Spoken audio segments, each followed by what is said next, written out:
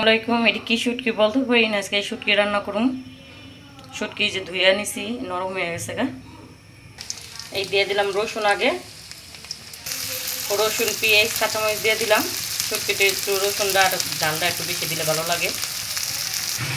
শুধু পেঁয়াজটা ভাজা ভাজা হয়ে গেছে।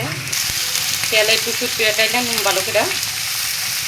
শুটকি চালা শেষ, দিয়ে দিন মশলা, সব মশলা দিয়ে দিলাম। এই আমার শুটকি রান্না হয়ে গেছে। কষানো শেষ, পানি দিয়ে দিলাম।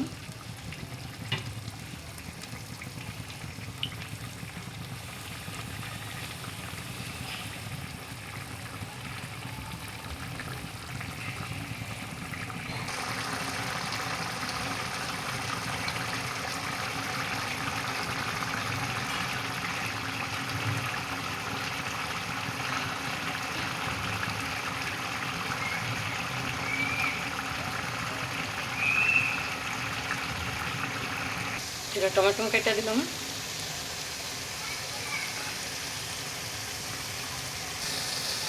এই টমেটো দিয়ে দিলাম শুটকিতে।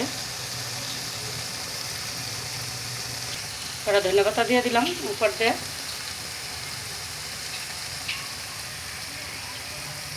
আমার শুটকি রান্না শেষ। যদি রেসিপিটা ভালো লাগে সবাই লাইক কমেন্ট শেয়ার দিয়ে পাশে থাকবেন।